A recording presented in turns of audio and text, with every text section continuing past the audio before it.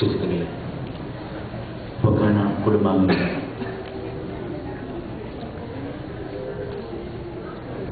America എന്ന മഹാരാജ്യം കാണാൻ എൻ്റെ ജീവിതത്തിൽ ആദ്യമായി അവസരമുണ്ടാക്കി തന്നത് പൊക്കാനയാണ്. അതുകൊണ്ട് പൊക്കാനയോട് ഞാൻ എന്നും കടപ്പെട്ടിരിക്കുന്നു. എൻ്റെ വ്യക്തിപരമായ ജീവിതത്തിലും ഞാനിപ്പോൾ എഴുതിക്കൊണ്ടിരിക്കുന്ന ഒരു പാവം IAS-കാരൻ്റെ ആത്മകഥ എന്ന പുസ്തകത്തിലും പൊക്കാനയ്ക്ക് വേണ്ടി ഞാൻ ഒരു ചെറിയ അധ്യായം മാറ്റിവെച്ചിട്ടുണ്ട്. ഞാൻ അമേരിക്കയിൽ വരുന്നത് ഇത് 3-ാം പ്രാവശ്യമാണ്. പൊക്കാനയിൽ പങ്കെടുക്കാൻ വരുമ്പോൾ എന്നെ ആരും അറിയുമായിരുന്നില്ല. എന്നാൽ തിരിച്ചു പോകുമ്പോൾ പലരും എന്നെ തിരിച്ചറിഞ്ഞു എന്നുള്ളതാണ് എൻ്റെ ജീവിതത്തിലെ ഏറ്റവും വലിയ സന്തോഷം. അതിനുശേഷം ഒരിക്കൽ കൂടി ഞാൻ വന്നു. ടെക്സാസിൽ നടന്ന കേരളപ്പിറവി ദിന ആഘോഷത്തിൽ പങ്കെടുക്കാൻ വേണ്ടിയാണ് വന്നത്. എന്നാൽ പിൽക്കാലത്ത് എനിക്ക് അസന്തോഷകരമായ ചില സംഭവങ്ങളുണ്ടായി. അമേരിക്കയിൽ വന്നതിന് പേരിൽ സർക്കാർ എനിക്കെതിരെ അച്ചടക്ക നടപടികൾ സ്വീകരിച്ചു. ഏതാണ്ട് 3 വർഷത്തോളം ആ അച്ചടക്ക നടപടികൾ നീണ്ടുനിന്നു. ഏതാണ്ട് 10 ലക്ഷം രൂപയോളം എനിക്ക് ശമ്പള നഷ്ടമുണ്ടായി. എങ്കിലും അവസാനം എല്ലാം കലങ്ങി തെളിഞ്ഞ് സർക്കാർ എനിക്കെതിരെയുള്ള അച്ചടക്ക നടപടികൾ പൂർണ്ണമായി പിൻവലിച്ചു. അങ്ങനെ കഴിഞ്ഞ ജൂൺ 30-ാം തീയതി എനിക്കൊരു വർഷം മുമ്പേ കിട്ടേണ്ടിയിരുന്ന പ്രൊമോഷൻ ഗവൺമെന്റ് സെക്രട്ടറി എന്നുള്ളത് കേവലം 2 ദിവസത്തേക്ക് മാത്രമായിട്ടാണ് എനിക്ക് കിട്ടിയത്. പെൻഷനാകുന്നതിന് തൊട്ട് 2 ദിവസം മുമ്പ് എന്നെ ഗവൺമെന്റ് സെക്രട്ടറിയായി പ്രൊമോട്ട് ചെയ്തു. വീണ്ടും ഒരിക്കൽ കൂടി അമേരിക്ക കാണാനുള്ള ഒരു മഹാഭാഗ്യമുണ്ടായിരിക്കുകയാണ്. അതിന് ഞാൻ നിങ്ങളോട് കടപ്പെട്ടിരിക്കുന്നു. ഞാൻ അതിദീർഘമായി സംസാരിച്ച് ശീലിച്ചു പോയ ഒരാളായതുകൊണ്ട് ചുരുങ്ങിയ സമയത്തിനുള്ളിൽ സംസാരം പരിമിതപ്പെടുത്തേണ്ടി വരുമ്പോഴുണ്ടാകുന്ന ഒരുപാട് പ്രായോഗിക ബുദ്ധിമുട്ടുകൾ ഞാനിപ്പോൾ അനുഭവിക്കുന്നുണ്ട്. ഔചിത്യം അനുവദിക്കുന്ന ഏറ്റവും ചുരുങ്ങിയ സമയത്തിനുള്ളിൽ ഏതാനും കാര്യങ്ങൾ മാത്രം പറഞ്ഞുകൊണ്ട് ഞാൻ എൻ്റെ പ്രസംഗം ചുരുക്കാം എന്ന് ആഗ്രഹിക്കുന്നു. തമാശയെ ഒരുപാട് സ്നേഹിച്ചു പോയൊരു വ്യക്തിയാണ് ഞാൻ. അതിന് കുറേ അംഗീകാരങ്ങൾ ഏതായാലും ദൈവം എനിക്ക് തന്നു. 2004-ൽ എൻ്റെ പുസ്തകത്തിന് കേരള സാഹിത്യ അക്കാദമി അവാർഡ് ലഭിച്ചു.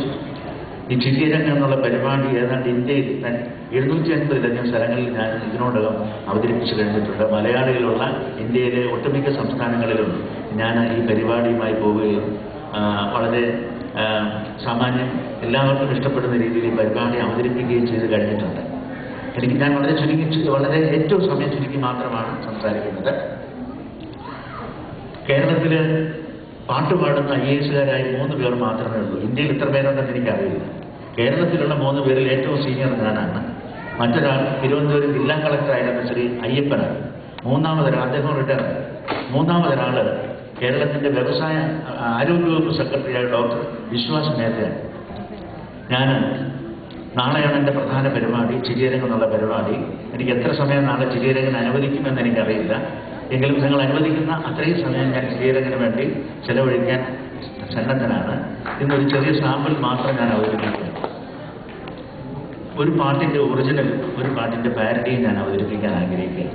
ഇതിൻ്റെ പശ്ചാത്തലം എന്ന് പറയുന്നത്, നിങ്ങൾക്കറിയാം, അമേരിക്കയിലാണ് നിങ്ങൾ താമസിക്കുന്നെങ്കിലും കേരളത്തെപ്പറ്റി നിങ്ങൾ മാധ്യമങ്ങളിലൂടെ എപ്പോഴും മനസ്സിലാക്കിക്കൊണ്ടിരിക്കുന്നു എന്നെനിക്കറിയാം. കേരളത്തിൽ ഏറ്റവും കൂടുതൽ ആളുകളെ കൊല്ലുന്നത് ആരാണ് എന്ന് ചോദിച്ചാൽ എൻ്റെ ഒരു ഇൻഫോർമൽ സർവേയുടെ ഫലം പറയുകയാണെങ്കിൽ KSRTC ബസ്സുകളാണ്. ഇതാണ് എൻ്റെ പാരഡിയുടെ വിഷയം. ഇത് പണി തീരാത്ത വീട് എന്ന സിനിമയിൽ MS വിശ്വനാഥൻ പാടിയ കണ്ണുനീർ തുള്ളിയ സ്ത്രീയോട് ഉപമിച്ച കാവ്യഭാവനെ എന്ന ഗാനത്തിൻ്റെ ഈണത്തിലാണ് ഞാൻ ആദ്യം ഒറിജിനൽ പാട്ടിൻ്റെ ഏതാനും വരികൾ പാടിയതിനു ശേഷം KSRTC ബസ്സുകളെ പറ്റിയുള്ള എൻ്റെ പാട്ട് പാടാം എന്ന് ആഗ്രഹിക്കുകയാണ്. കണ്ണുനീർ തുള്ളിയ സ്ത്രീയോടുപമിച്ച കാവ്യഭാവനെ, അഭിനന്ദനം നിനക്കഭിനന്ദനം, അഭിനന്ദനം അഭിനന്ദനം അഭിനന്ദനം. കണ്ണുനീർ തുള്ളിയ സ്ത്രീയോടുപമിച്ച കാവ്യഭാവനെ, അഭിനന്ദനം നിനക്കഭിനന്ദനം, അഭിനന്ദനം അഭിനന്ദനം. വ്യാസനോ കാളിദാസനോ അതുഭാസനോ ശല്യോ ഷേക്സ്പിയറോ, അഭിനന്ദനം നിനക്കഭിനന്ദനം, അഭിനന്ദനം അഭിനന്ദനം അഭിനന്ദനം. ഇത് ഒറിജിനൽ പാട്ട്. ഇനി എന്റെ പേര്. ട്രാൻസ്പോർട്ട് ബസ്സിനെ കാലനോടുപമിച്ച കാവ്യഭാവനേ, അഭിനന്ദനം നിനക്കഭിനന്ദനം അഭിനന്ദനം അഭിനന്ദനം അഭിനന്ദനം. ബാലനോ, ബാലൻ പറഞ്ഞ ബാലകൃഷ്ണപിള്ളയാണ് ഉദ്ദേശിക്കുന്നത്. ബാലനോ അത് നീലനോ ഗണേശനോ മാത്യുവോ നമ്പാടനോ, അഭിനന്ദനം നിനക്കഭിനന്ദനം അഭിനന്ദനം അഭിനന്ദനം. ജനിച്ച നാൾ തൊട്ട് നഷ്ടത്തിലോടാൻ വിധിച്ച നിർഭാഗ്യവണ്ടി, അവളൊരു ചുവന്ന ലൈലാൻഡ് വണ്ടി. അതെ അതെ, അതിന് ഗട്ടറിൽ വീണാൽ ആക്സിഡന്റ് ആകുന്നു, ഓടയിൽ വീണാൽ പരാക്രമമാകുന്നു. കയറരുത്, ഒരിക്കലും കയറരുത്.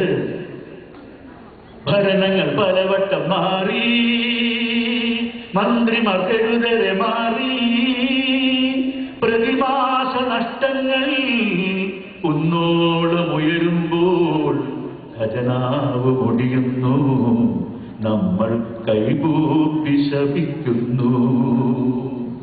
ട്രാൻസ്പോർട്ട് ബസ്സിനെ കാലനോടുപമിച്ച കാവ്യഭാവനേ,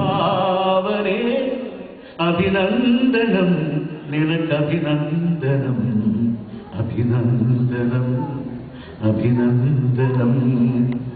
ഒരൊറ്റ സ്റ്റോപ്പിലും നിർത്താതെ പോകും ജനങ്ങൾ പ്രാകുന്ന വണ്ടി, തരികിട കസർത്തു കാട്ടുന്ന വണ്ടി. അതെ അതെ, അതിന്റെ ബോർഡൊന്ന് മാറ്റിയാൽ സൂപ്പർ ഫാസ്റ്റ് ആകുന്നു, പെയിന്റ് ഒന്ന് മാറ്റിയാൽ എക്സ്പ്രസ് ബസ് ആകുന്നു. കയറരുത്, ഒരിക്കലും കയറരുത്. സമരങ്ങൾ ആയുധമാക്കി, നേതാക്കൾ ഭൂഷണമാക്കി, വഴിയാത്രക്കിടയിൽ ടയർ പഞ്ചറാകുമ്പോൾ നടുറോഡിൽ കിടക്കുന്നു വണ്ടി, നടുറോഡിൽ കിടക്കുന്നു. ട്രാൻസ്പോർട്ട് ബസ്സിനെ കാലനോടുപമിച്ച കാവ്യഭാവനേ, അഭിനന്ദനം നിനക്കഭിനന്ദനം അഭിനന്ദനം അഭിനന്ദനം അഭിനന്ദനം. Thank you. ഈ ചടങ്ങിന് എല്ലാവിധ ആശംസകളും ഞാൻ നേരുന്നു. നമുക്ക് നാളെ കാണാം. നന്ദി, നമസ്കാരം.